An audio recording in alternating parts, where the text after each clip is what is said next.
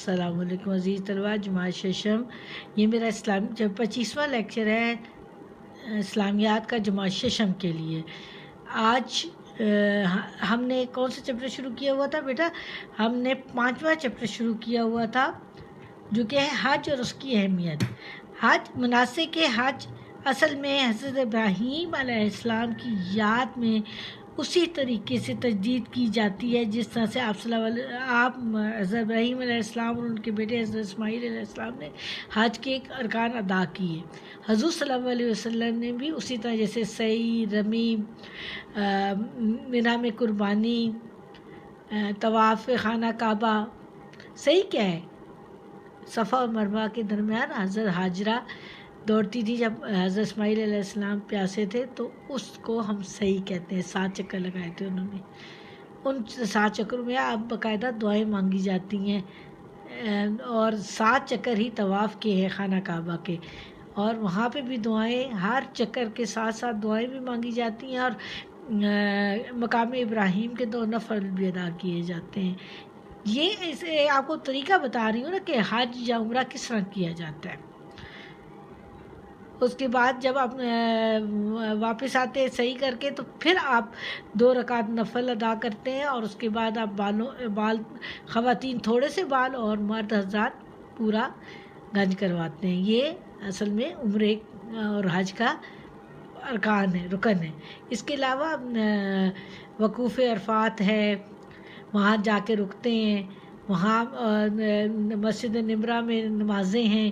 یہ تمام چیزیں جو ہے نا، اسی طریقے سے حضرت ابراہیم علیہ السلام نے، ہسٹری یہ بتاتی ہے کہ حضرت ابراہیم علیہ السلام نے خانہ کعبہ کو تعمیر کرتے وقت اللہ سے دعا کی تھی کہ میری نسل سے ایک ایسا نبی بھیج جو ان کو پاک صاف کر دے۔ تو حضور صلی اللہ علیہ وسلم اصل میں حضرت ابراہیم اور حضرت اسماعیل علیہ السلام کی دعا ہیں جو ہماری امت پر آخری نبی کے طور پر آئے، اور انہوں نے واقعی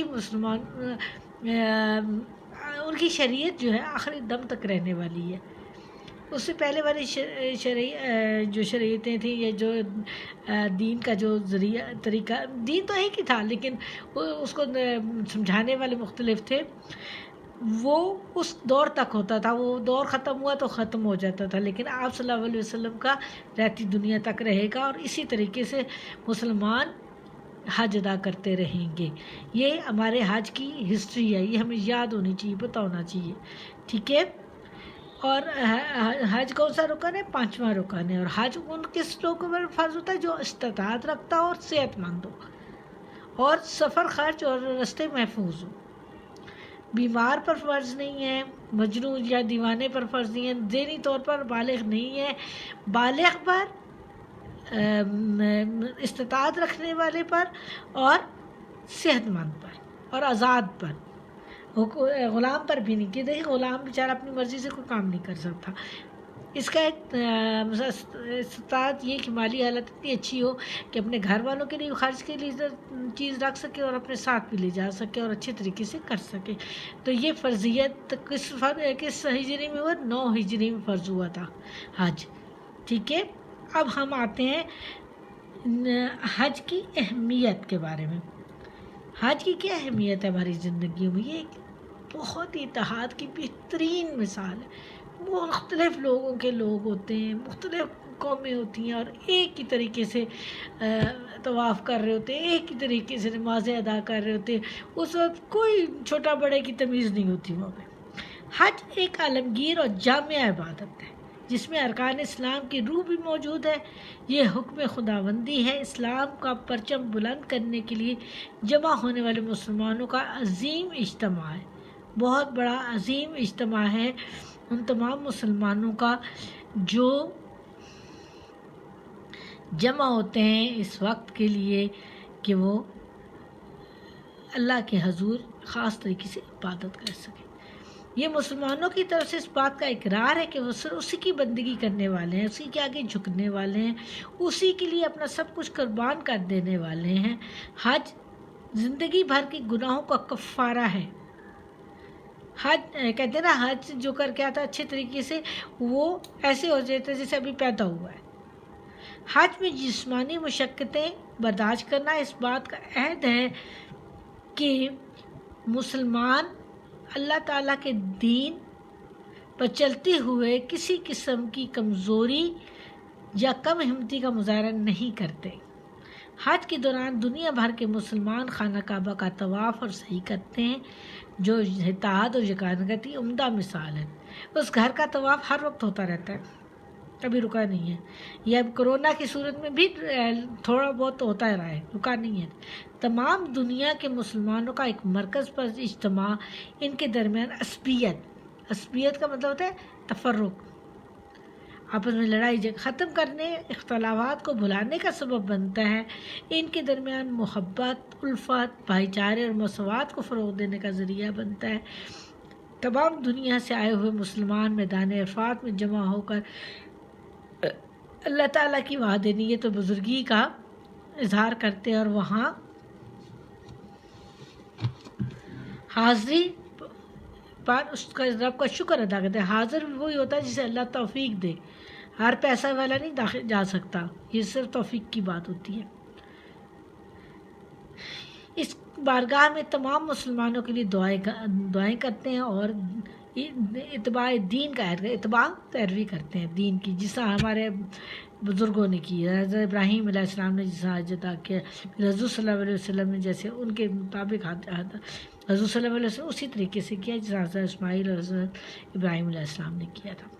میدان عرفات ہی وہ جگہ ہے جہاں حجۃ الوداع کے موقع پر میدان عرفات میں آپ صلی اللہ علیہ وسلم نے حج کے موقع پر خطبہ ارشاد فرمایا تھا، اور وہ خطبہ بہت اہمیت ہے اس خطبے کی ہماری زندگی میں۔ وہ عالم انسانیت کا ایسا منشور ہے جو ہر دور میں قابل عمل رہے گا۔ وہ ایسا منشور ہے جو حضور صلی اللہ علیہ وسلم نے تمام مسلمانوں کو دیا، اس پر عمل۔ اس کے کہیں میں نے پڑھا تھا، وہ میں آپ کو پھر اس کے امپورٹنٹ پوائنٹس بتاؤں گی جب یعنی کسی کالے کو گورے پر کوئی برتری حاصل نہیں، یہ سب سے اہم پوائنٹ تھا اس کا۔ سب برابر ہیں مسلمان، سوائے تقوی کی وجہ سے ان میں فرق ہے۔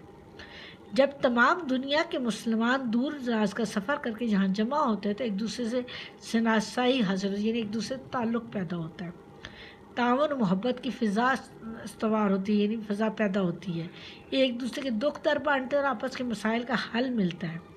ان کا بھائی چارہ اسلام کی شان و شوکت کو ظاہر کرتا ہے۔ حج کی بدولت مسلمان عوام کے درمیان سیاسی و تجارتی، معاشی و معاشرتی تعلقات استوار یا قائم ہوتے ہیں۔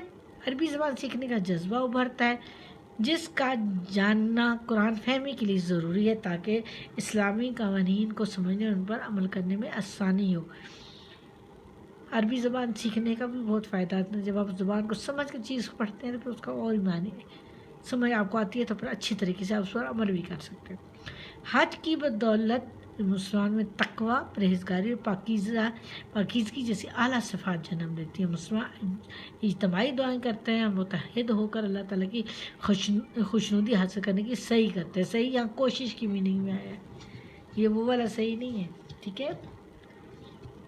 اچھا جی، یہ کوشچن ہے، امت مسلمہ حج کے اثرات کا جائزہ نیز مسلموں کو متحد رکھنے کی حج جیسی عبادت کا کیا کرتا ہے؟ یہ تو بہت اہم ہے۔ حج تو ہے ہی اتفاق و اتحاد کی ایک مثال۔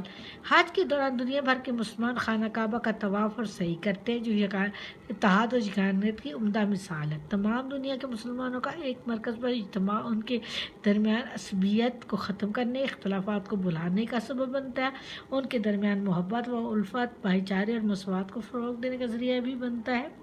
تمام دنیا سے آئے ہوئے مسلمان میدان عرفات میں جمع ہو کر اللہ تعالیٰ کی وحدانیت اور بندگی کا اظہار کرتے ہیں۔ حج کی بدولت مسلمان اقوام کے درمیان سیاسی و تجارتی، معاشی اور معاشرتی تعلقات قائم ہوتے ہیں۔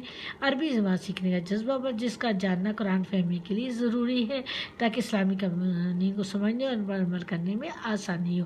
یہ آج آپ کا لیکچر تھا، کچھ لمبا ہو گیا کیونکہ تھوڑی ہسٹری تھی۔ اللہ حافظ۔